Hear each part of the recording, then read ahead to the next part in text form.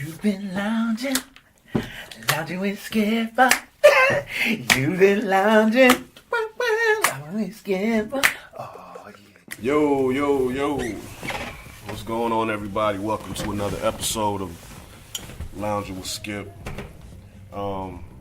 Sitting here with this man right here, one of the top barbers in the game, Tayari Edwards. Tayari Edwards, yeah. Okay. That's who I have sitting government. right here. Right. That's who I have sitting in front of me. I call him T.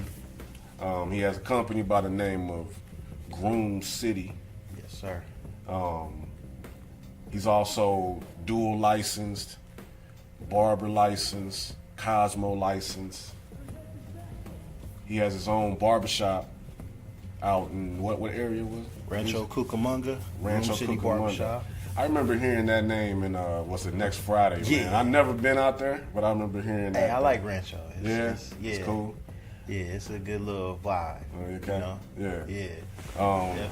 Celebrity barber, you know what I'm saying? He drove way out here to do this podcast. So I salute him and I appreciate him for coming all this way to lounge with Skip. Welcome, brother.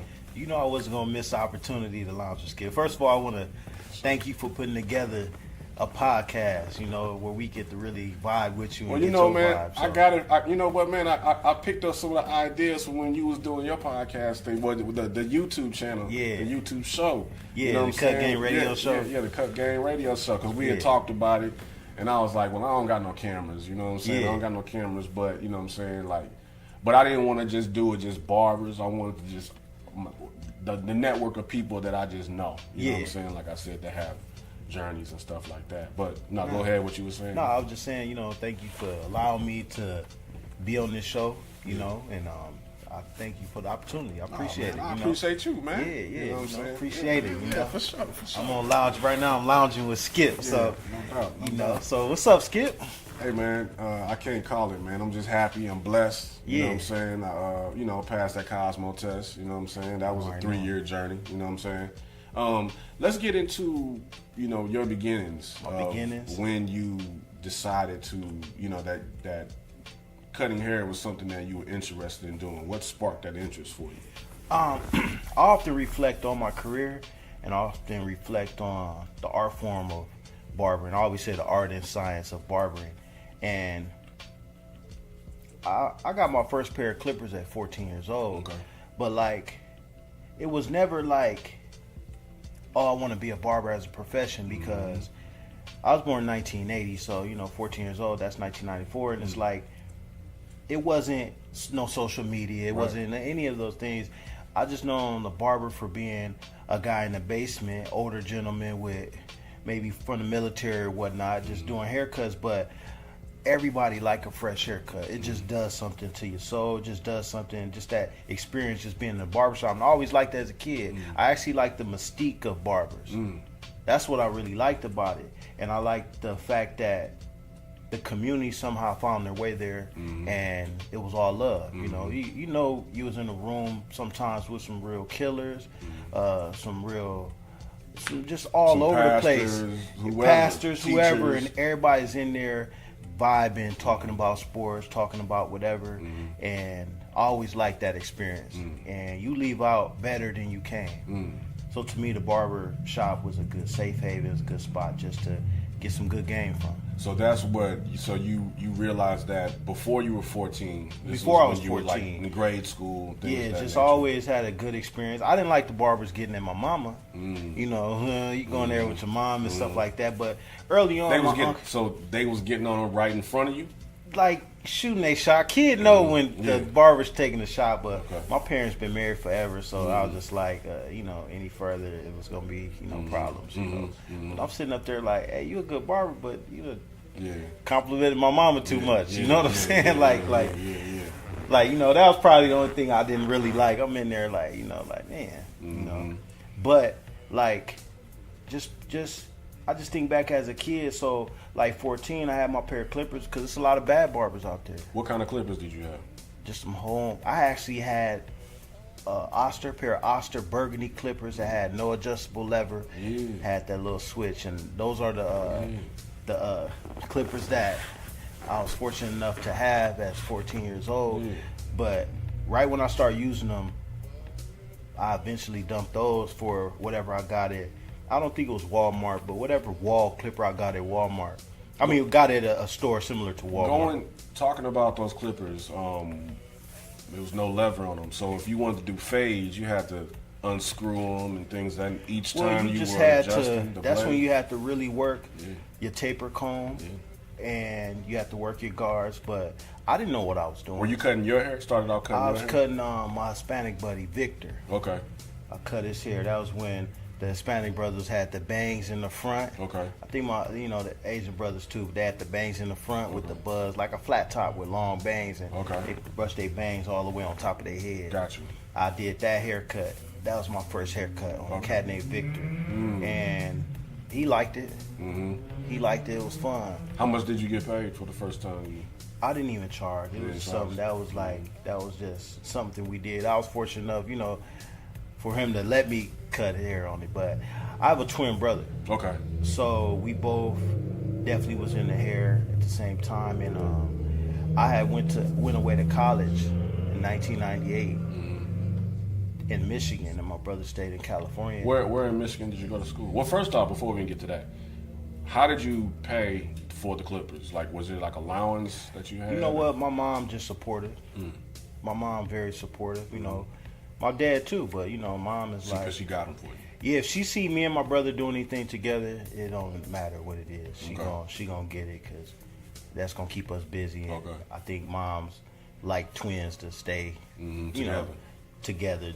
Enjoying something, keeping each other company with something. So 14, you started high school. You cutting Victor's hair. Yeah. So were you the person that was cutting hair like in the garage, in the backyard? What it was, I've cut a few people in high school, but for the most part, I didn't cut in high school. My brother did. Okay. My brother, he had a natural. He was a natural. So y'all both were cutting? Oh yeah, we both were cutting. Too. He was a natural though. Okay. So I did that one haircut. He's trying to really cut with those clippers. To me, it was like I did that cut. I'm good. He's really trying to cut with the clippers. Okay. To the point that about 16 years old, we went half on a pair of. I don't know if you remember the outliners with the gold. It was Andy's whatever, the outliners with the gold blade, but you can only get them in the clamshell, and they had African American pictures on the front. You could tell they marketed those products to African Americans. Yeah, we had the clamshell, so we had a pair of black outliners because that's what the barber had at the shop. At the shop. Yeah, Mike. I still keep in contact with all my barber connects. Mike. Now he's out in Rialto. But I remember we're in Pasadena. We went to Baldwin Hills Plaza. It had like a beauty supply place near it. We were kids, 16 years old, and I remember we paid $80 for those clippers. $80. We went half, $40, and then we had Mike adjust it for us. But mind you, that's still my brother's thing. But when you twins, it's kind of like whatever moves we making, we can split it in half. Yeah. And we both benefit off of it. That's It's dope. not, you're not really going off of, hey, well, I did this. You're not doing that. You just kind of like, first of all, you just moving in the spirit. You're not even, I don't know, a twin experience is a different experience. So my brother's now loaded up. So just to see him cutting friends, we all in there. Now we lounging with Tara. Right. That's my brother named Tara. We lounging with him. It just so happened he's cutting, but now it's keeping a good group of people. So we're actually replicating somewhat of a barbershop vibe. Got you. In the garage, and my mom see us out there. She like, just imagine, especially being in the inner city, like your kids can be all over the place, but to know they in the garage and it's taking up all type of time, you happy, So my mom, now as I think about it now as a parent, my mom did a good thing. She like, I know my kids safe. They in the back, and she see them type of friends we having coming over and a good group of friends. So I see it now as a parent. So then you said your brother stayed here, and then you went off to college in Michigan. Yeah, I went to school in Michigan. What school did you go to? Oakland Community College. Okay. Yeah, I stayed in Rochester Hills, Michigan. My grandma. Both sides of our families from Michigan, in like the Pontiac area, not even really Detroit, just straight up Pontiac, both sides. Okay. Both sides of our family kind of like grew up together. Okay. So it's like when I go back home, you know, I'm seeing my mom's side, my dad's side kind of simultaneously sometimes, you know. But so I go back to Michigan. Everybody's big on education on my dad's side. Okay. My mom's side, everybody pretty much artists as I look at it, but they just should, you know, you're common folk, you know, common people. And yeah, on my dad's side, they're big in education. So, you know, I'm like, you know, I'm going to college. So I'm staying at my grandma's house, and it's you know, she fully supported me. I'm the oldest grandchild. Okay. So she was all excited, but I didn't do well in college. Mm-hmm. Yeah, I was the same way. Yeah, I withdrew all my classes before I got F's. And oh, yeah, your first year? Yeah. You was like, go I'm out good. the gate. Wow. So then my grandma, she was just like, Grandma, you know, how's school going? Grandma, you know, I'm giving her updates. I was just like, so I gotta move now because I know they big on education. It's not gonna be comfortable here, you know. So she was just like, well, what you gonna do? And I said, I'm gonna go back to California. She goes, she was upset. She was like, what you gonna do? I said, I'm gonna go to barber school. I blurted it out, but it's crazy now that I think about it. It felt powerful when I blurted it out. I only blurted it out because, just to give a backstory, my brother, during the time I was in Michigan going to school, he was working at a barbershop, Magic Shears, on what street was that? Magic Shears. It was in LA, Magic Shears. And he's cutting. So we talking every day like, oh man, this happened in the shop, this happened in the shop. I'm like, you cutting in the shop? Like, in my mind, I'm like, now, was he in school? Did he go to school? That's what I'm saying. Like, what's the barrier to entry? You know what I'm saying? With anything, when you're a kid, you don't have any guidance really. What's the barrier to entry? Like, you cutting hair at a shop. And so you just, you know, you just telling me, like, you know, I went up there, I want to cut, and they said, come through. He was serious about it. I guess when you older and a young cat really like, I need this opportunity, you kind of not going to get in his way because you can kind of know when somebody's serious about that. So because my brother, probably eventually he probably would go to school.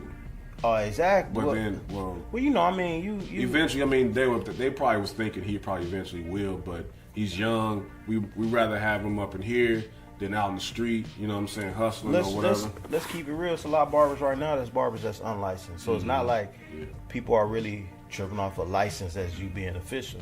You got a young kid coming in through the door. He wants to learn the craft. I'm pretty sure older gentlemen wouldn't mind sharing that with that person. So my brother was there every day. So while I'm in Michigan, I was waiting tables at like a 5-star restaurant. I was actually making good money. I was making probably like $500-$700 a week while I was in Michigan.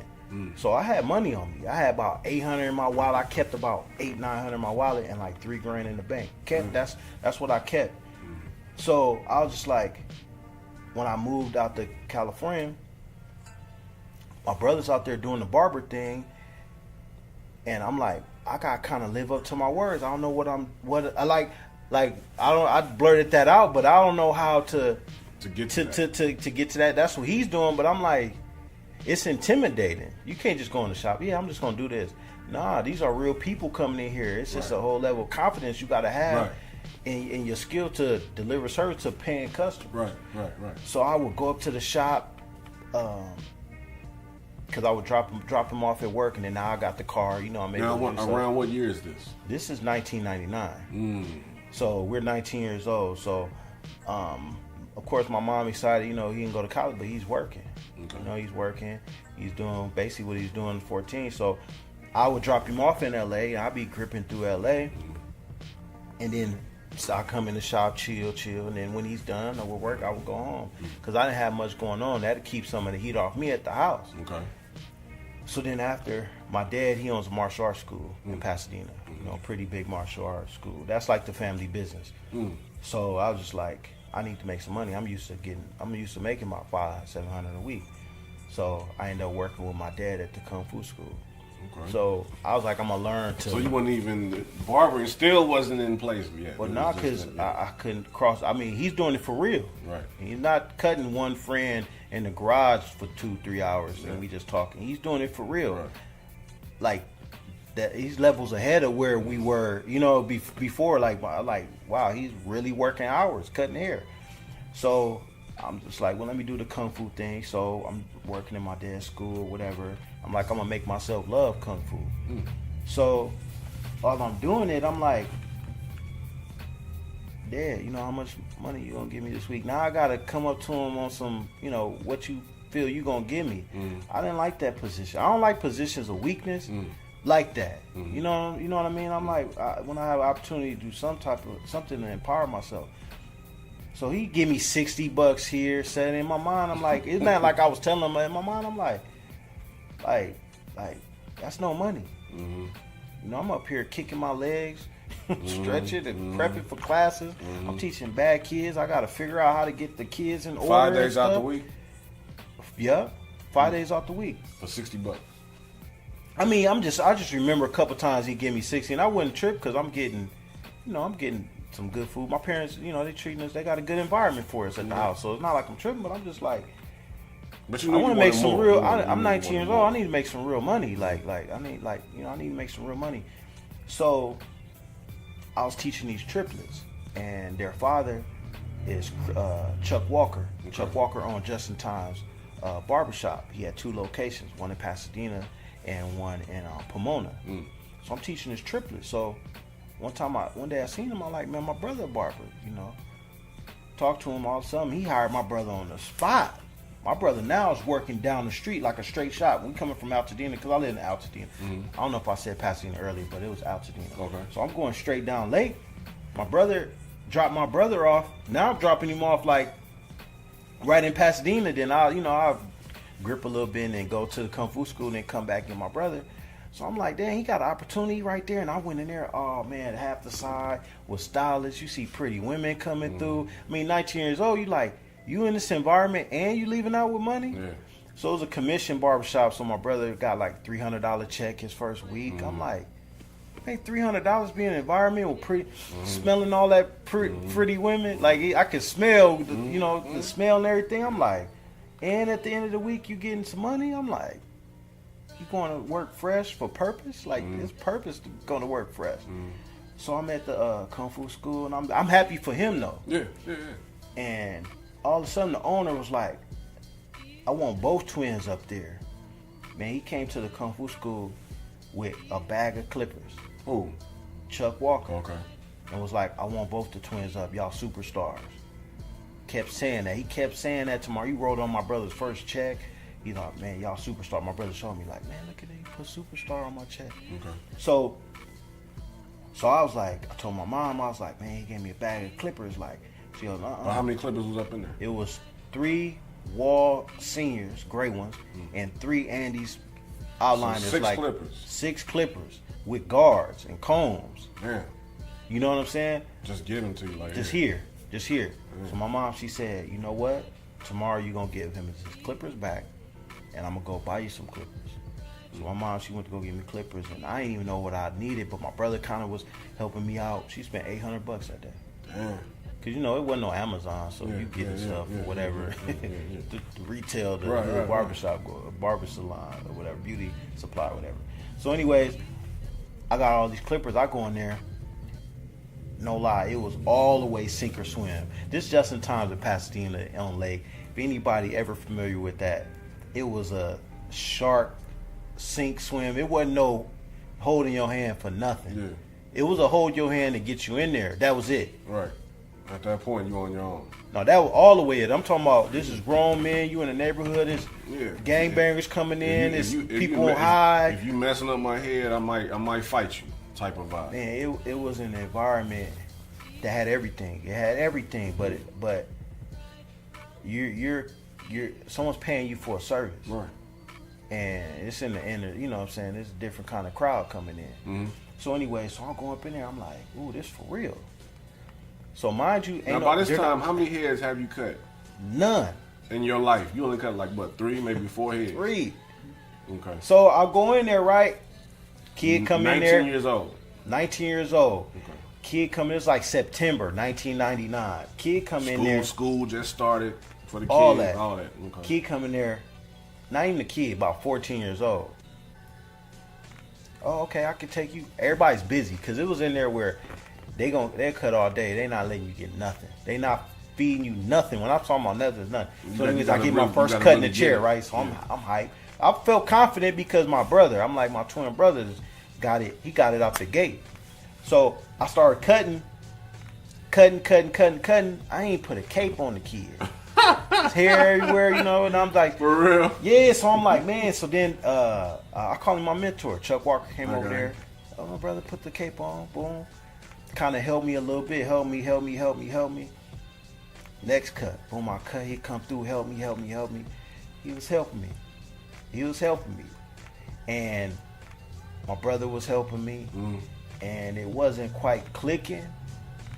But I knew what good work looked like, because you in an environment where I still say some of the baddest barbers came out of, like I'm talking about in the U.S., but definitely California came out of that bloodline. You know, it's kind of like equivalent to, like, you know, some of the hot rappers in California, they can trace their bloodline to Dr. Dre, right. such. It was like that. Blood, it's one of them bloodlines. You know, Conrad came from that bloodline. You know, you keep going. It's too many names to drop. So from that shop, he hand chose me and my brother and sit there and groomed us, bro, in an environment where sink or swim. And I remember I would get it and not get it, and I remember one day I was sitting there and cat came through and he said, "How many you got?" I said, "You next." I mean, I could go deeper to like how the barbers would be like they wouldn't let nothing come through the door. You know, everybody had people waiting for them, and they trying to take walk-in and stuff. Damn, like, and I got you next. Yeah, and I remember one day some of the OG barbers, some of the seasoned barbers in there was not really working, and they walked past. I mean, this particular person walked past and was like, "How many you got?" I said, "You next." No lie. 2 minutes later, cat came in, walked past, and was like, "How many you got?" I said, "I just got one in front of you." Because I'm hearing the conversation, how you dictate your appointment. I just got one in front of you. All right, bet. Sat down. I'm not lying to you. Another cat came through. Like, "How many you got?" I was like, "I got 2. He said, you be up here tomorrow. See you tomorrow." Boom. I finished cutting the guy in my chair. He looked in the mirror and was like, "Uh-oh, Chuck, you got one. You got one." He got me looking right. You got one. He got up, cut that client. Other one cut that client. Ever since then, the confidence level just. Ever since then, I was using terms like, "I just got one in front of you. I just got one." This and that. Ever since then, that was like it might have been 2000, early 2000. It might have been late 99. I can't really remember, because I was garbage for about 3 months. This went on. I wanted to quit every day. Imagine wanting to quit every day. Because you going in there, you seen everybody for working. about 3, 4, or 5 months. Every day. You seen everybody in there working, and you sitting. And then, you know, you seeing cats coming through. They snatched them up. You trying to get yours in. But then you got a client, they like, "This ain't no haircut. Like, what are you doing? Like, where'd y'all get this?" You know what I'm saying? Complaining. Then Chuck come through and he'll help me blend that out. Just magic, just like you got an eraser, you know? And then I'm sitting there watching. But one thing I would do is, when I didn't have no cut, I would sit there and religiously watch the barber, like, and then I would dream about the haircuts while I'm asleep. Like, I would dream about the different techniques and stuff like that. For real, it was crazy. It was like magic was going on. So, do you think at that point that's when you all of a sudden caught the barber eye? Because I remember when I got that barber eye. That was in barber school. Yeah. You know, I was cutting all that time, but it wasn't until I was cutting random strangers, getting in the chair and doing that repetitiously, and I noticed my eyes begin to change. Yeah. I remember that specific Saturday when they changed. Yeah. I would say the barber's eye, I would say seeing good work all day. That's all you know what's being produced. Right. That is the product. Once I seen my work look close to the quality that was there, and then I was able to see a person come in, no matter if they were 2 weeks out from a haircut or 2 months, and you're able to see the finished product, that quality cut on them before they sat down. Right. When that happened, right. That's when I knew I had the barber's eye. Is when I seen what cut I'm gonna apply on this person, finished cut before he even sat down. Then once he give me the instructions, I may make some adjustments, or I'm just like, well, I already know this type of cut. It looks like a grown out such and such. Looks like 3 weeks, and that's when I knew I had the barber's eye, because I can eyeball what type of cut I would put on that brother. Period. And when I will produce it, that feeling is crazy. Yeah. Cause you like, once you I hand produced that mirror, the thought. Once you hand the mirror, and they you like and this. they This look, was invisible. You this already know. I know for me, when you that confident in the cut, you hand the client the mirror, you can just kind of turn away, kind of just do some talk, say something to the next person, to the next barber next to you, or say whatever, because you already know in your mind the cut is good. You know what I'm saying? But how I kind of was on it, it's like this was invisible 40 minutes ago. Maybe my speed wasn't there an hour ago. Like, this was invisible. Like, this was a thought of mine, and I just produced this thought right on you. So like, it materialized itself in the physical. Right. I used to trip off. I still trip off that to this day. That's interesting, because that was pretty much what that spark in you of seeing a haircut being done in your mind is what intrigued you enough to continue to do that each and every cut that you did. And that kind of goes back. I say this because it's it's the same. Yeah. For me in 8th grade, I was intrigued by how hair grew, and there was a cat in front of me in shop class that he would sit in front of me, and he would have it would be designs in his head. Yeah. And I tripped off of how on Monday it would be like a star and some parts on another side, and I'm looking, but then by Wednesday, that's the stars blended out, and there's some other stuff going on where the parts were. Yeah. So I was intrigued by that. It was kind of like a fair coming to, like, if you drive past a shopping center with the parking lot. Yeah. And it's a parking lot, but then on during the week, but then that Friday morning or something, you see the fair coming through, like with the rides and the Ferris wheel and all that showing up, and then by Friday night, everybody's out there and the cars are gone and the Ferris wheel is gone and the rides are happening and the cotton candy, and by Saturday it's all just popping, and you're like, damn, this was just a parking lot. Yeah.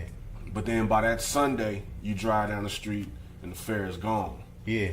To me, that's how I looked at the hair. It's like, damn, it was there, but now it's not there. Yeah. To me, that intrigued me to because I wanted to do designs, but that intrigued me and made me want to find out more about hair because of the fact of how hair grew and how it was a fresh design there this day, but then it grows out, and now you can blend that away and put something else on top of that, to where it was as if that never existed.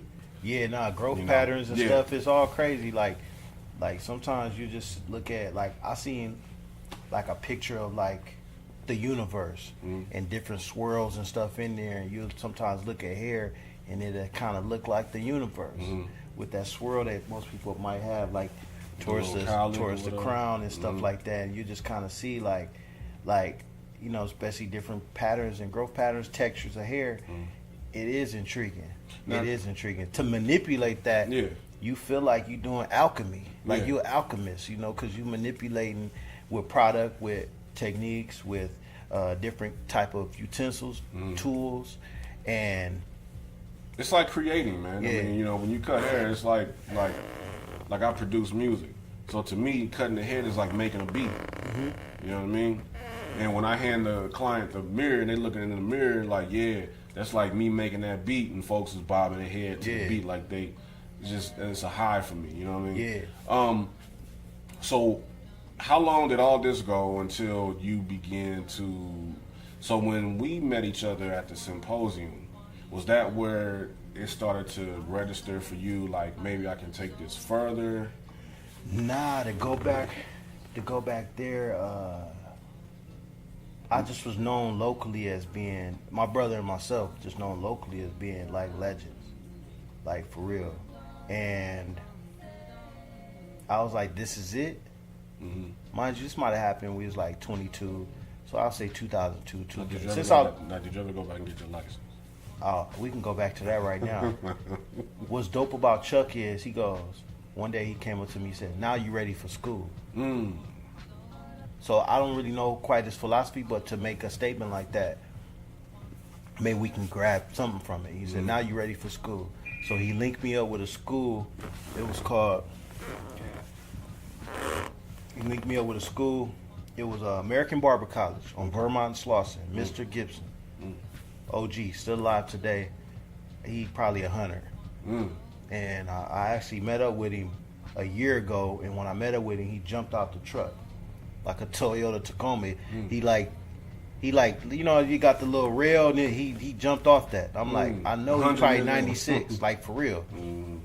Had a whole conversation, gave him a hat, and he was like, hey, when I know older cats be liking little hats. Gave him a Kango hat and stuff, so I actually met up with him, but it's just crazy. Like I think when I took his class, he might have. When I went to his school, he probably like 80 or something.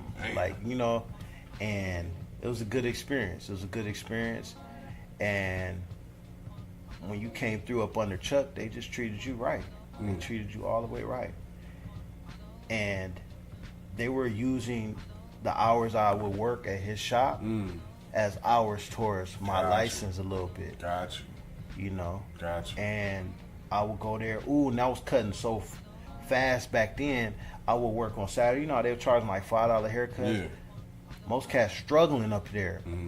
I was knocking out like 2-3 an hour because they be simple haircuts.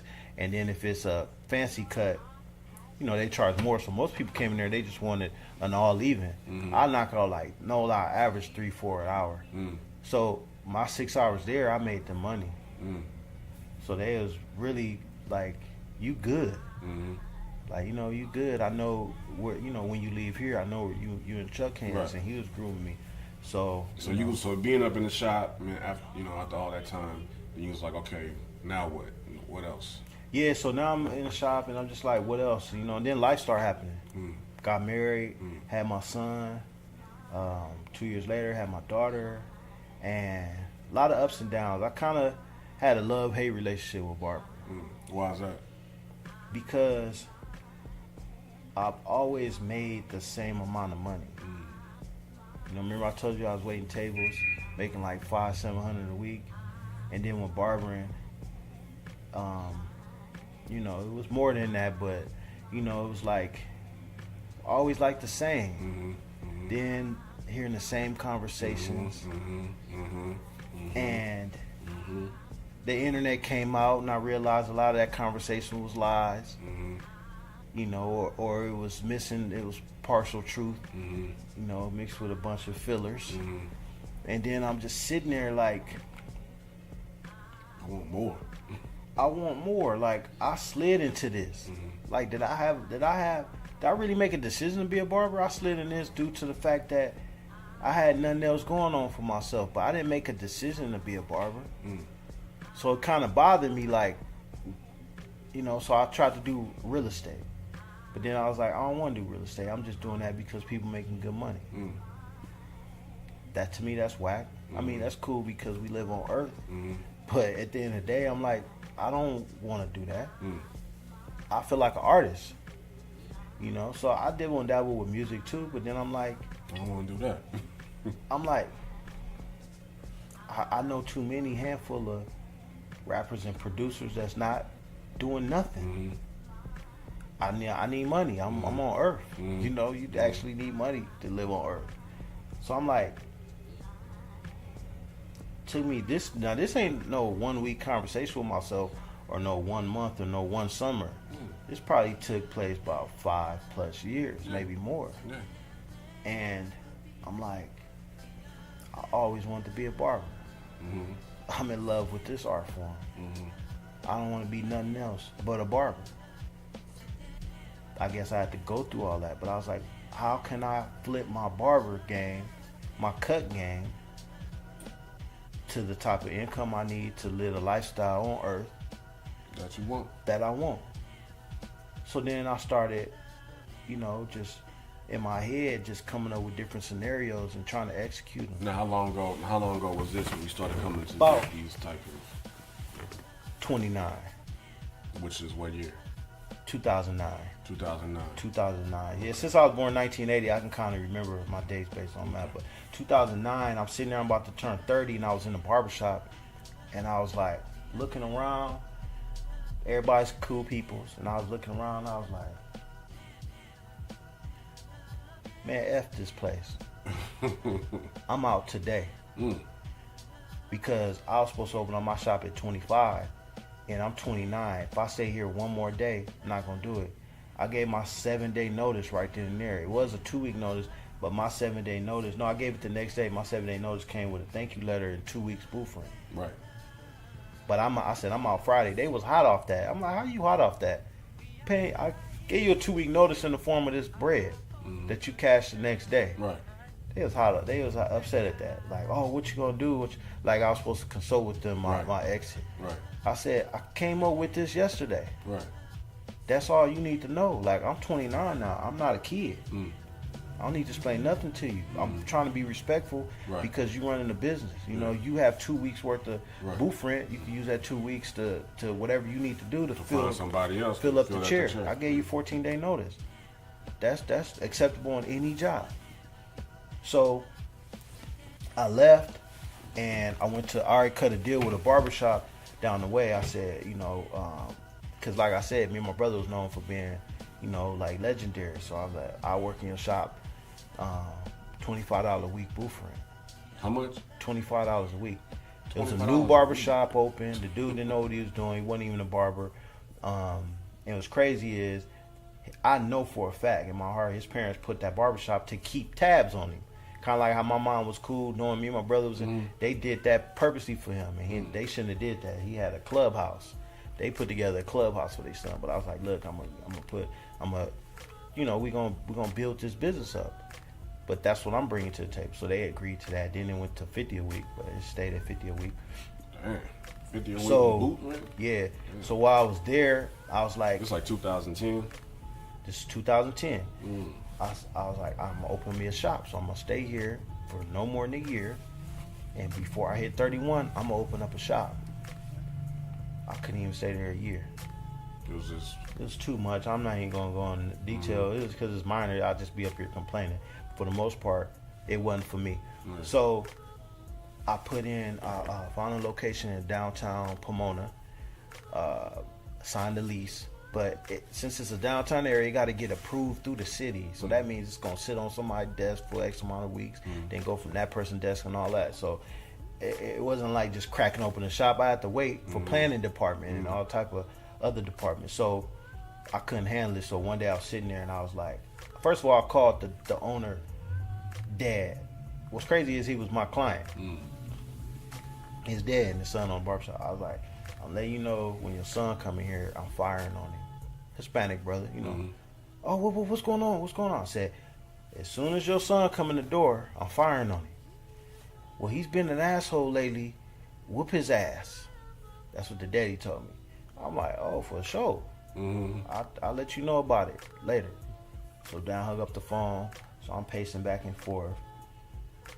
He came in about 5 p.m. I already done cut 2 of my favorite clients. I'm in a good mood and stuff, so I didn't do that.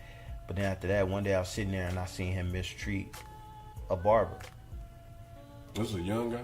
Young guy, way younger, about 10 years younger than me. So he's probably like 20, 21. And when I seen that, I'm like, don't do nothing to him. You know what I'm saying? Because I'm like, I already owe you. You know what I'm saying? But you up here mistreating somebody to make your friends, like, y'all getting a kick out of that. Y'all getting a kick out of that. So then after that, oh yeah, his friends was up there. Oh, it was a clubhouse. Okay. So I called my boy. I said, hey, where you at? Because they had a video moving company, so they had their own trucks. I said, hey, where you at? Oh, I'm like 20 minutes away. I said, hey, come get my stuff. Like, I ain't ask him or nothing. I gave him hey man, come get my stuff. He already knew. He's like, I'll be there in 20 minutes. He get there. My brother came. I called my brother. He asked for small homies. They grabbed my barber chair like it was a bag of laundry. So you had your own chair? I had my own chair. I always had my own chair. I Really? got my own engraved chair. Grabbed my barber chair, put in there, grabbed all my stuff, put in there. So then I'm driving the truck. I'm like, where am I going to go? You know, so then after that, my boy was like, oh, you can cut in my house. They had like a mini man. They got like a mini mansion in Upland, California. Okay, now hold on. Let's go back to that. Okay. Your own chair. Yeah. Because I was just thinking about something like that. Yeah. So you have your own chair. So in a situation like this, you would take one of those chairs out and bring your chair in. Yeah. That's how I'm like, I got my own chair. I don't know where you gonna put that. I got my own chair.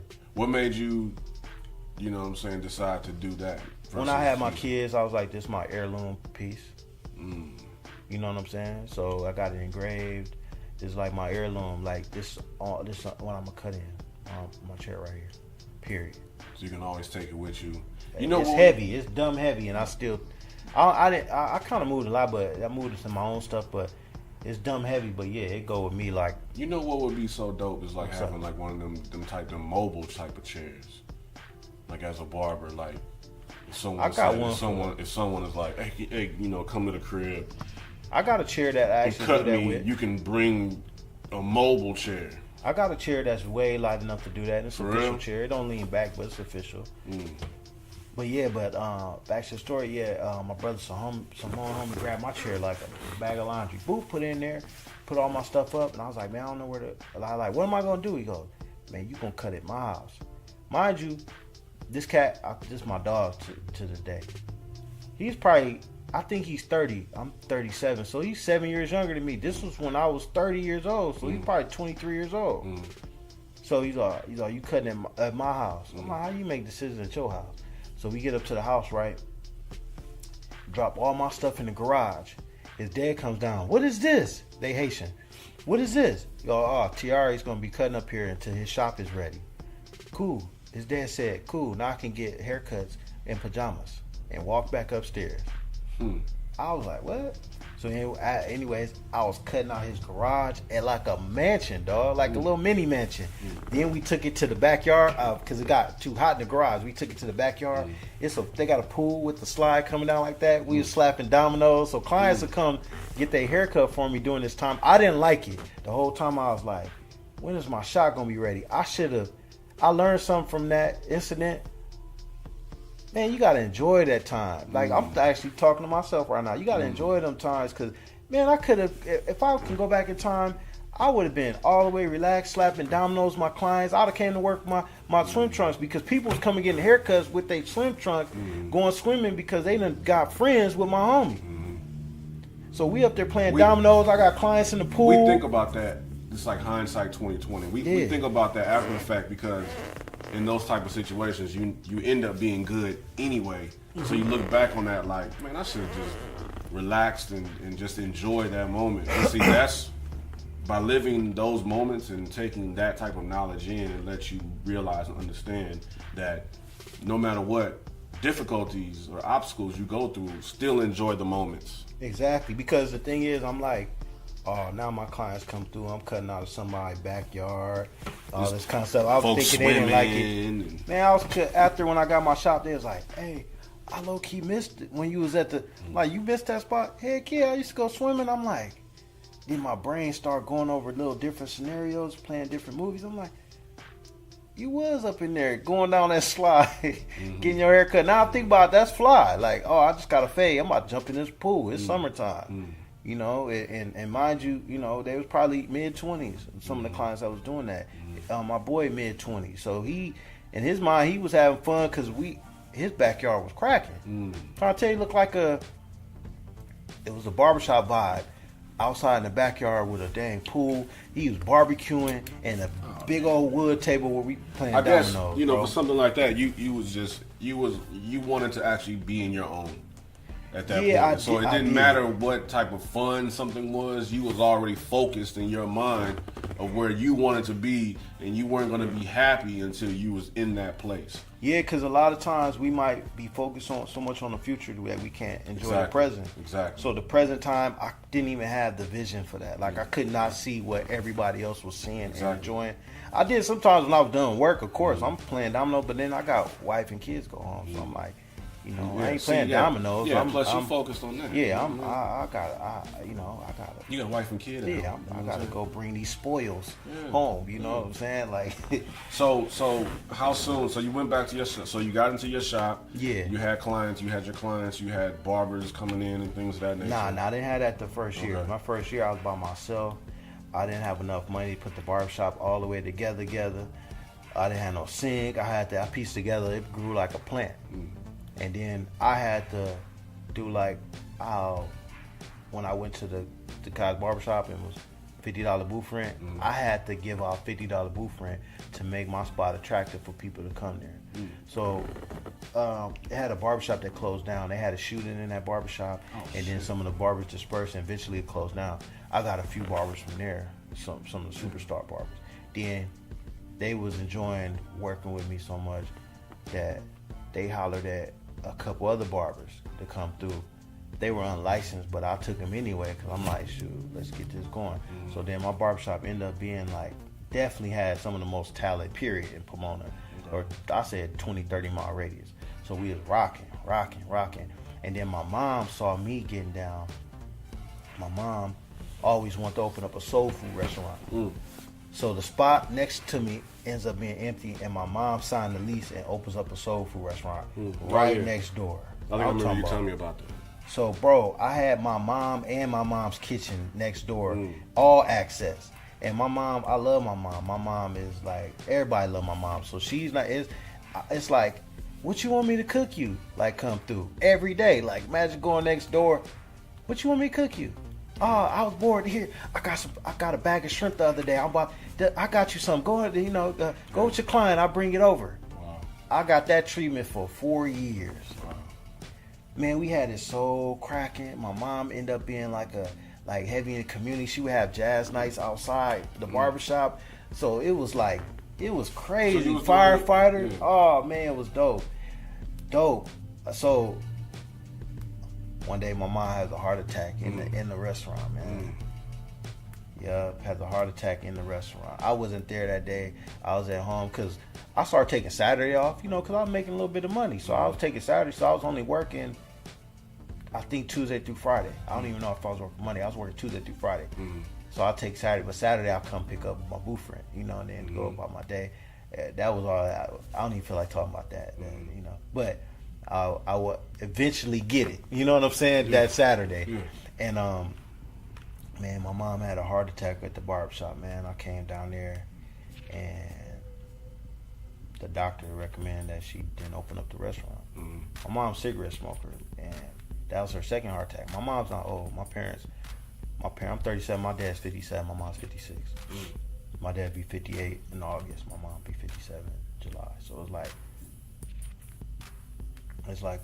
you know what I'm saying? They not old. So that was her second heart attack. So cigarettes, for real, contribute to congestive heart failure, for real. So my mom closed up the restaurant and she wasn't doing too well after that heart attack. So imagine working in a barbershop and every day people coming in, hey, her name is Cassie. It was Cassie's Soul Food Kitchen. Hey, where's Miss Cassie? And I got till lunchtime rush and whatever rushes, I got to tell all those people because they knew my son worked next door. So I'm telling somebody every other minute, my mom is sick or whatever. They close to her. I was like, damn, my mom pretty close to all her people. I'm like, they just come in and order food. I didn't know my mom this well. You know what I'm saying? But I'm like, nah, she's not doing too well. Like now I'm like, my mom ain't doing good. Like, she closed and she ain't doing good. I'm saying that every day for 3 months. So I called the lease cat, the owner that we're leasing the building. I said, if I stay here one more week, I'll surprise myself. I'm not working here no more. He already understood. He goes, hey, if a guy wants to open a cigar shop, I'm gonna have him see if he could choose your spot, and then you know what I'm saying, you good. So then sure enough, the guy was like, this is a good spot. Is it up? How fast can you be out? I said, give me 14 days. I said, matter of fact, give me 7. I told everybody I'm closing him up. Close up the shop. So now I'm like, where am I going to work? It's like the same situation. Like, where am I going to work? So I talked to the owner. He owned the whole block. So he goes, I got a little room up in here. You know, take that or whatever. I was like, yeah. Because I started doing the film. I got my book for my first film, 2012, called Supremacy. Okay. With director Deion Taylor. Who was in that? 'Cause I think Danny Glover, Derek Luke. Yeah, was that like a movie where It was based on a true story. it was like in the house? Yeah, exactly. And they basically was held hostage by. It was on Netflix. Yeah. Amazing film. So I was a barber on that film. That's my first film project, man. Okay. No lie, I met. I'll tell that story real quick, and I'll go back. I went to Chuck E. Cheese one day with my church family, and I call her my sister now, but her name is Karen, and she was there. She's like, yeah, I'm working with film. She goes, I've been hearing a lot about you, and I said, what do you mean? Because I know she worked in L.A. She said that some of the women that she cut in L.A., mind you, I'm in Pomona. Some of the women that she cut in L.A. be like, oh, my husband Barber Tayari. Like, for real, like, basically, they speaking highly, the wives are speaking highly of me. She like, I done heard this name a couple, Tayari, unique, like, I done heard this name a couple times, like, who's this Tayari cat? Like, so I met Chuck E. Cheese, and she's there with her sister, her family member. And she was just like, and I cut her husband. So she was just like, oh, I've been hearing about you. Like, I work in film. If I ever need a barber, I'm going to hit you up. So I said, okay, cool. Gave her my card. Boom. That's it. Good vibes from her and everything. So then one day I'm sitting up there and I was just like, man, I want to do something else. You know what I'm saying? I got this shop popping. I want to do something else. So I'm like, I'm going to be a sheriff. I went to the LA County Fair. The sheriff looked at me. I was on my weights. I was on my exercise program. He looked at me. Go, hey, you should be a sheriff. Never thought about it. Whatever. Gave me a thing. I went through it. Oh, they was on my head. I passed all the tests and everything. I was in background. And then I was praying, man. You said you was in background. I was in background to be a sheriff. Man, I was in prayer one day and I said, man, God, I don't want to be no dang police officer. You know what I'm saying? Like, I don't want to be the police officer, man. But I was like, that's the only thing. When you don't have no college education and stuff, that's one of them good jobs. You can make some good money without having, formal education. So I was just like, I don't want to do that. I want to work in film. I want to cut hair and film. So you knew before. So that's what. When she told me that, my imagination was going crazy. Okay. I'm not lying to you. Less than 7 days. It could be the next day. 2 days later. She called you. She called me and was like, we shoot Monday. I'm going to shoot you the script tomorrow. Read it, and I'll see you Monday. Like, do you want to work on this project? I'm like, yeah, all day. What's up? All right, I'm going to see you in the script, blah, blah, blah. Monday morning, 6 a.m., I pop up. 3 days after the call.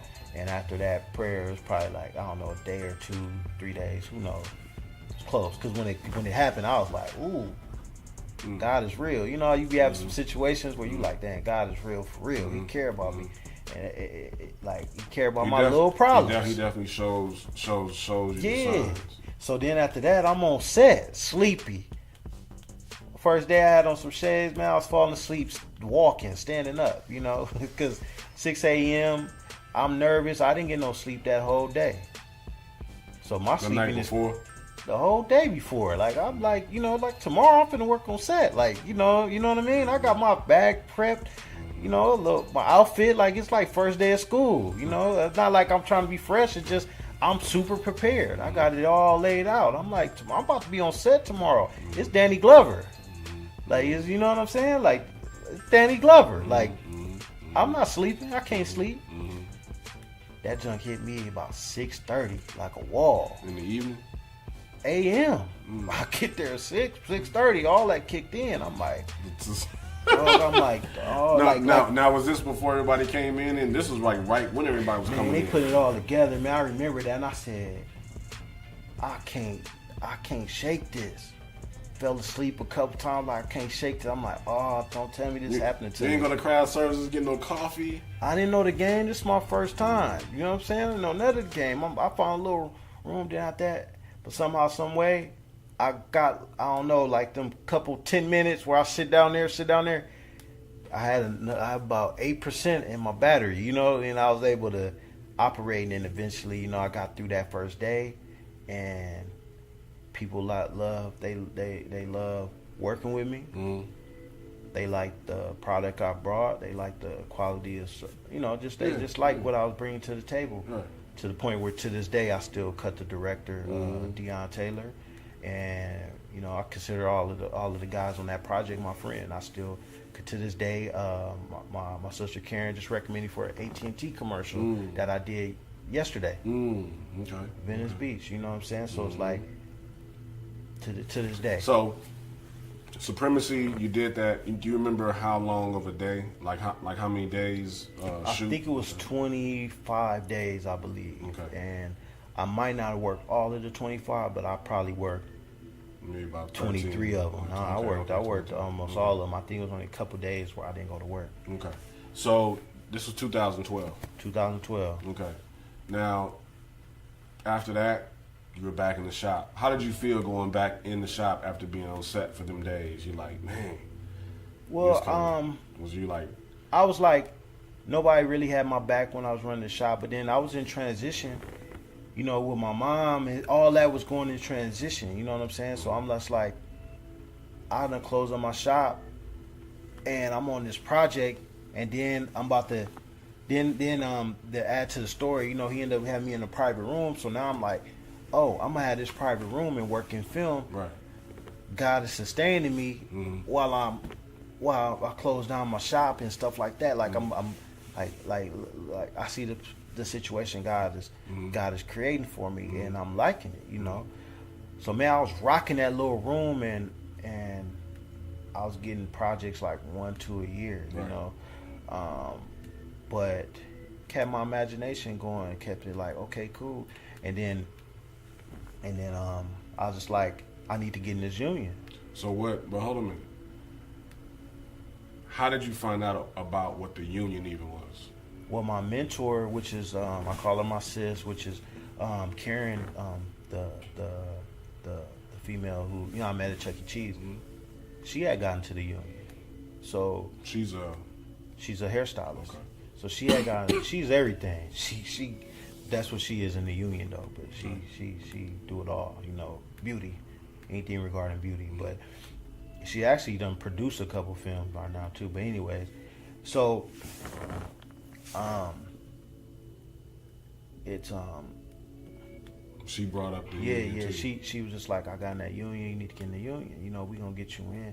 This and that. This project actually get me in. You know, but briefly though, cause she got her own thing. You know what I'm saying? She got her own thing. I gotta do the knowledge. Right. You know, but just little tidbits it was shared when she sharing with me. But she a hustler, and she's a grinder, and she's an artist, and you know, so it's like I'm not getting information like sit here go the information. Right. Nah, it's like this is what this is. Nah, so I gotta, now you do your research. I gotta do my research and dig and grind myself. So then I realized that I need a cosmetology license.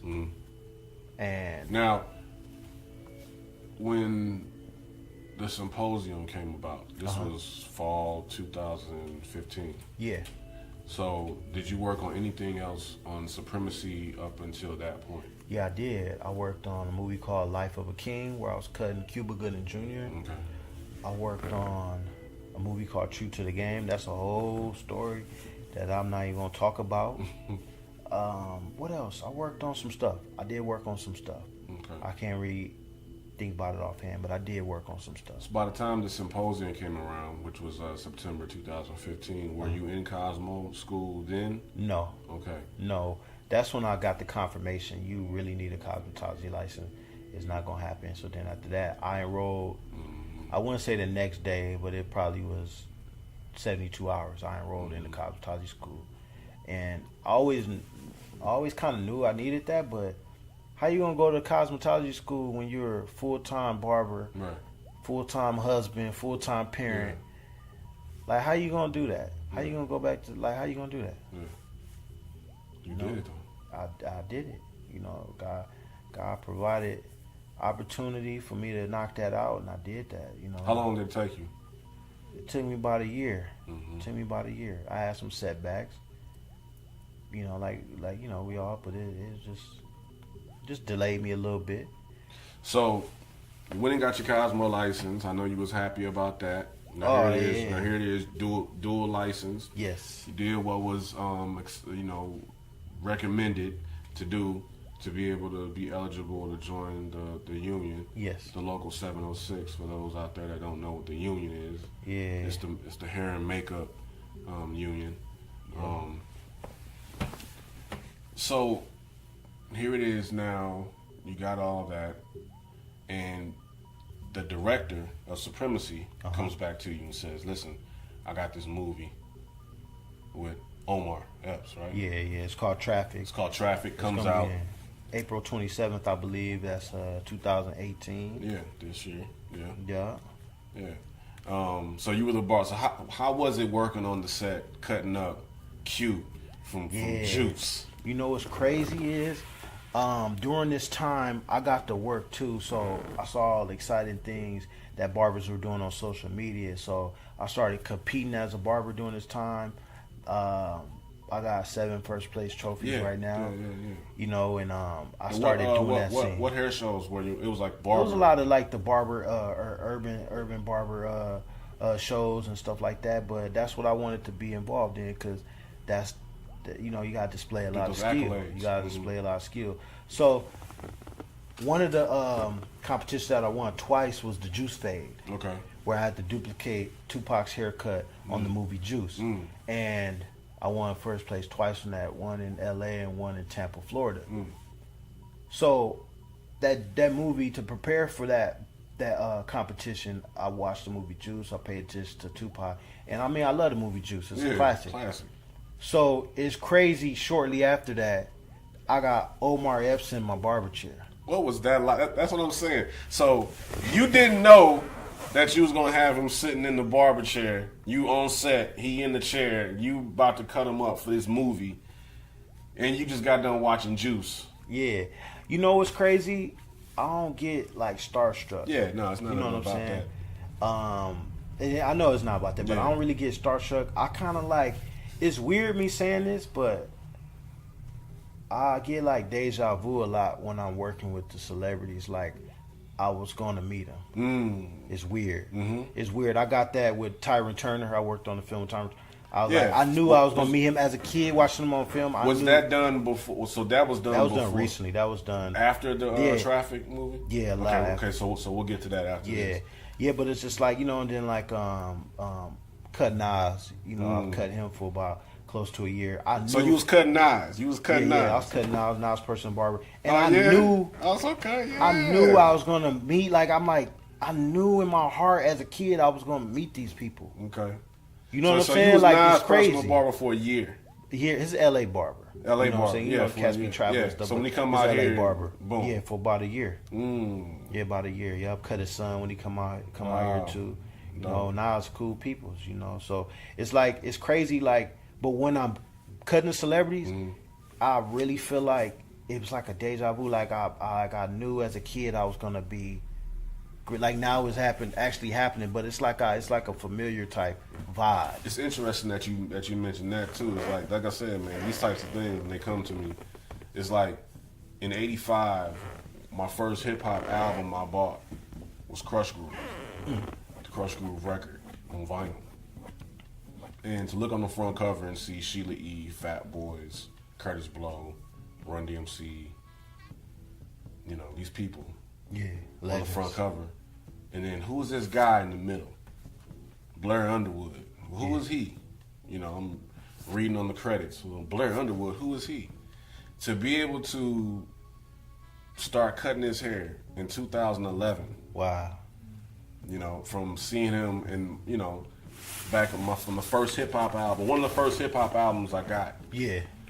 That to me, it was like, I don't know, I can't explain it, because it was like when I started cutting them, it was like I knew this day would come. Yeah. It was weird.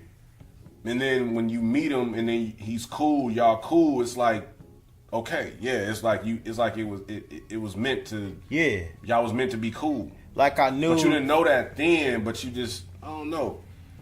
I get what you're saying. Yeah. Like even like back when Turner, like I knew I was gonna know Kane. You know what I'm saying? Like now how was it? Okay, well before we can get to Kane, for sure. So you did Traffic. How many days shooting was that? 27. And I seen the trailer for that, and that seemed like that's like an intense movie. Yes. So every scene that he was in, you made sure were you on set like prepping him, making sure that definitely. And I've seen the movie already. I'm very happy with my work. Yeah. I feel like the look that we gave Omar's character. I feel like he got a really nice look. That's one of the best looks I've seen on Omar Epps in a very long time. So I feel fortunate that I was able to create that because he looking good on camera. Looking real good. Were you just cutting him on there, or were you cutting the I cut Laz Alonso. Okay. Oh, he cool. We got the same birthday. Cool brother. I cut Laz Alonso and whoever else. Yeah. And I cut the stuntman for him, so it's cool to match up the stuntman with him and stuff like that. So it's a cool experience, definitely. Okay, and that movie comes out April 27th. I believe. I definitely. It's April 2018 for sure. Okay, this year. Now after that, how soon was it when you got the call to go work on this movie with Tyron Turner? That happened. My stuff is sporadic, man. It's last minute. It started off like that way. Because that Traffic was filmed when? That was. Now I'm kind of been bad with dates lately. Maybe it was 2016. Maybe. Okay. That probably was 2016. And it's interesting how when something's filmed and then when it comes out, like, damn, that's dope. It's dope. And I hear like the big studios, sometimes those films are really sitting on the shelf heavy, but the work is there. Yeah, Hidden Empire seemed to get the films that rolling, once they're done. And so the Tyron Turner movie, what's that called? It's called Meet the Blacks 2. Okay, yeah. So you're the barber on Meet the sequel. Blacks 2, the sequel, and the sequel is actually it's not a spoof style movie. It's a comedy. It's a comedy, and Mike Epps is back. The whole cast is there, but it's like it's got a good story. Visually, it looks good. It's a good film. It's funny. How was it like cutting Mike Epps? Oh, it's funny. It was fun, but it's funny. Like he comes in, he got a little boombox. He'll play. I mean, he got some good mixes on that boombox, but he'll come through, light the whole room up, change the whole climate of the room. Put that boombox in, just his spirit alone. But he definitely he coming with the music, and I'm talking about he'll make a party out of a room. Give him 5 minutes. So your experiences working on set, I mean, I know for you it was just like, wow, like I'm glad I'm here. I'm glad like this is definitely where I'm heading. Every time I'm on set, it's like this is where I'm supposed to be. And all of the experiences I had as a barber, whether it was cutting in my boy's garage, whether it's cutting in a small room, it's cutting in my mom's garage, cutting in different barber shops, I grabbed from all those experiences. Cutting in barber competitions where you compete against the clock. I use all those experiences, and it really helps me out on set because time is the hottest commodity on the planet. Period. So it's definitely something people pay attention to on set. So it's like whatever time they give me, whatever ET, if they give me estimated time. 12 minutes, I can produce whatever's needed to be done in a short amount of time, just because of my experience. So where do you see yourself going from here? I see myself actually getting into the union. It's crazy. I kind of became depressed over joining the union because when I was finished with the film Traffic, I also worked on a film called Fat Camp. So I had all my days. So I thought. So you need 30 days to get into the union on a union project, but you can't get in a union project if you're not in the union. So, those movies have to flip from non-union to union. So I had a total of 33 days. You only need 30. Right. I had 34 days. You only need 30.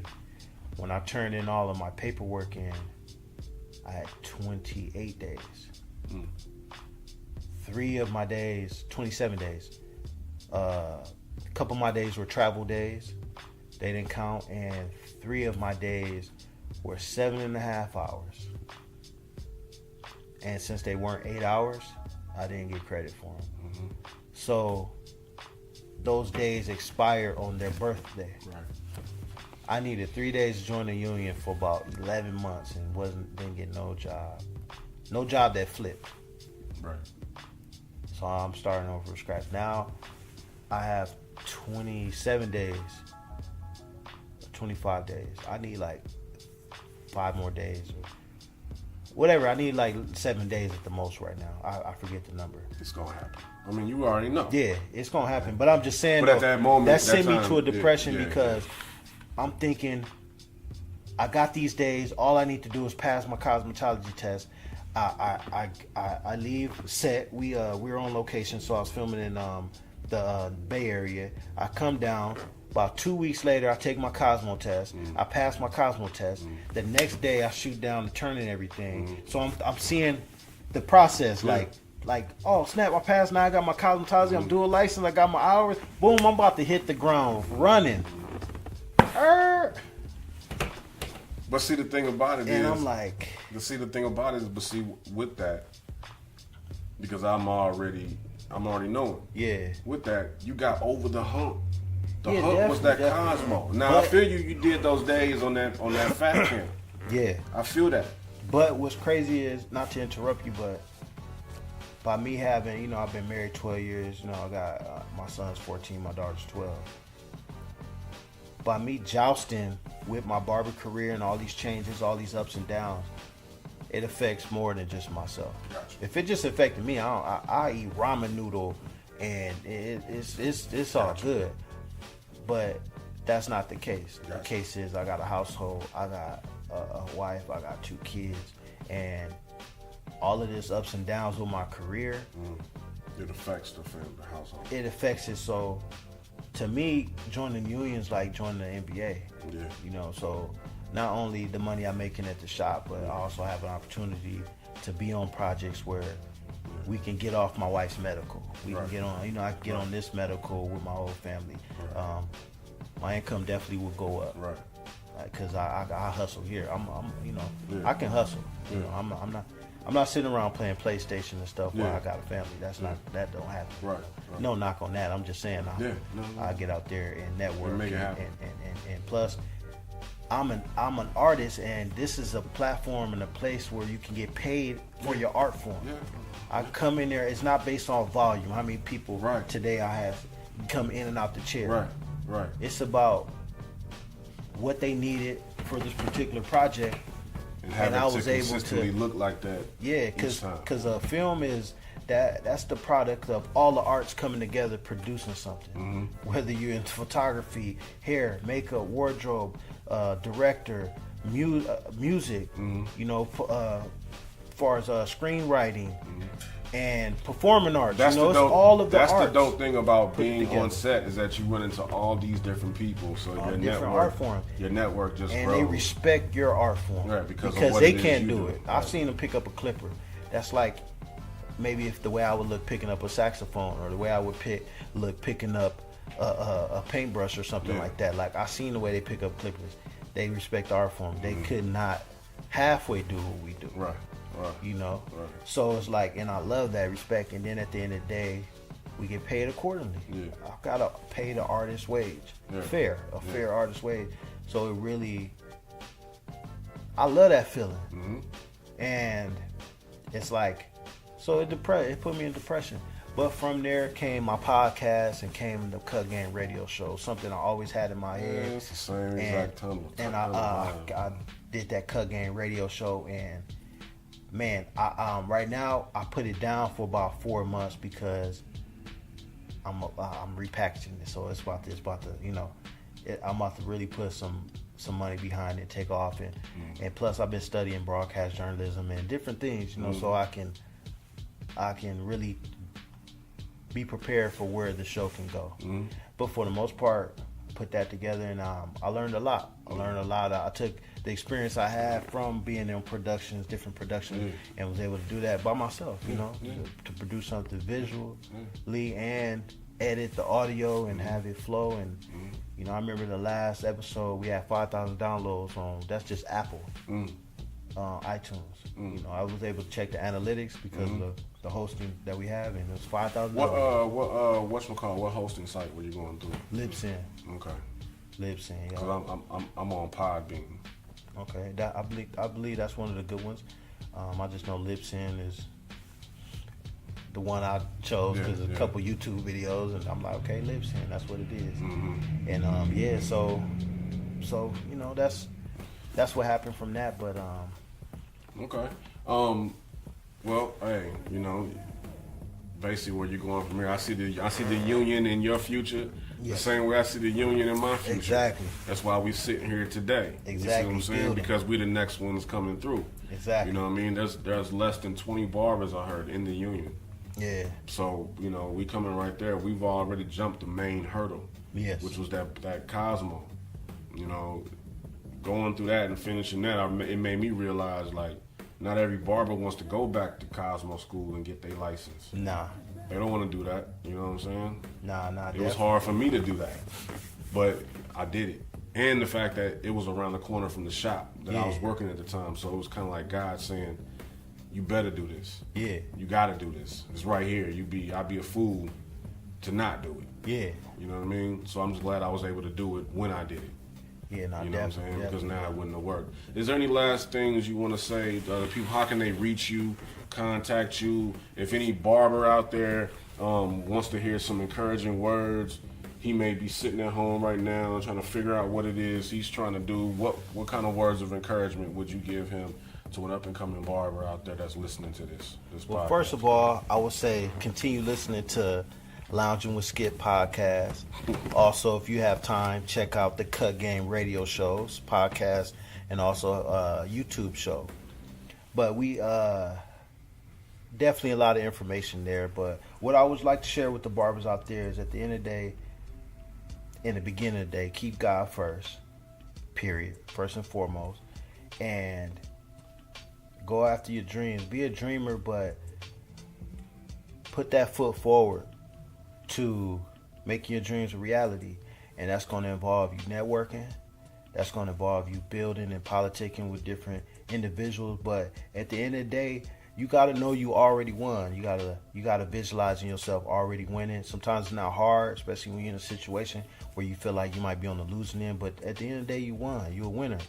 And you have to just keep going forward and keep building with people, because there's people out there that's looking for you. The way you smile, the way you sound, the way you walk, what you bring to the table, you exactly what they need. But you just have to get out there and show that to them. You don't have to be nobody but yourself. And that's one thing I can share with everybody. And just continue just perfecting your craft. Just continue perfecting your craft. That's pretty much what it is. And don't stop doing what it is you're doing to achieve your goal. Exactly. You know, stay positive, but do work on efficiency. Don't get confused with effectiveness. You know, always find the most efficient way to do you. Therefore, you're using less energy, less material to produce the same version of yourself. What's your favorite clippers that you like to use? Wall 5-star Senior, but now that I went cordless, it's the Wall Magic Clip. You like the Magic Clips? Oh man, I don't know why, but for some reason it's like sometimes depending on how I'm cutting, they'll kind of snag sometimes. That's when that battery getting old. I kind of had a pair out and wore out that battery, and you just got to get a fresh pair and you cool. I heard you could send them in and stuff. You know, I plan on doing that one day. Yeah. Just getting, you know. So how can everybody reach you? You can reach me on any of my social medias, any of the popular social medias at Groom City or at The Cut Game. And you can also go on thecutgame.com. And that's pretty much it. My phone number. I can fill out the phone number real quick. Phone number is 310-926-1581. Please respect it. Call for whatever you need to call me for. Text. It's all good. Email me, thecutgame@gmail.com. Tayari Edwards at iCloud. iCloud.com, Tayari Edwards at iCloud.com. You got a lot of ways people to contact. Yeah. I mean, you gotta stay all the way connected. I want people to be able to reach out to me because, I mean, you'll be amazed on the opportunities I give people able to reach me. You know, so like someone called me today and wants to book me for a commercial for the 13th and the 14th. I don't know where they got my number from. Of course, I said yeah. You know, and I find that out when I meet them, and I'm pretty sure they're gonna be amazing. Gotta stay positive. Any negativity out there? Oh, I need to say something too.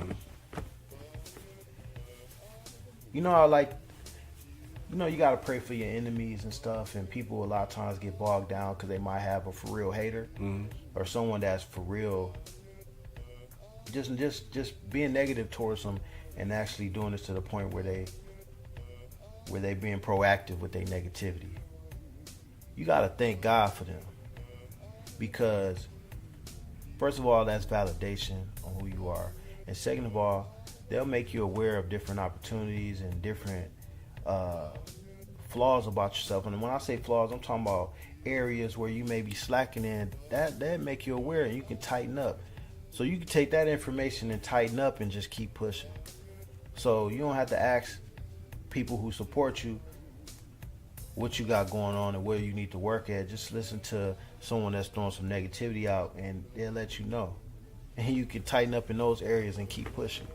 And they might even let you know what you got going on that you may not be aware of, you know? So it's like... So the haters can basically help you. Oh, it's validation. The haters help you. It's validation. Because pats on the back is cool. That it always feels good, but at the end of the day,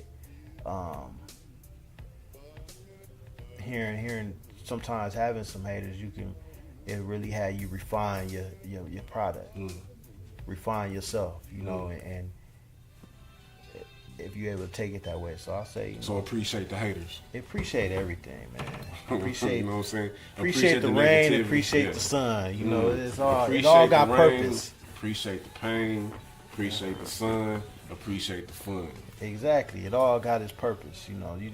But you just gotta stay positive when you chewing on that information and digesting it. You just gotta stay positive the whole way through, you know, because sometimes you can misinterpret the hate too. It could be constructive criticism. It could be whatever it is. Just stay positive. That's all. Hey T, and on that note, man, hey, I appreciate you coming through, Thanks, man. Lounging with Skip, you know what I'm saying? That's what's Straight up. up, real talk, you know what I'm saying? And until next time, peace.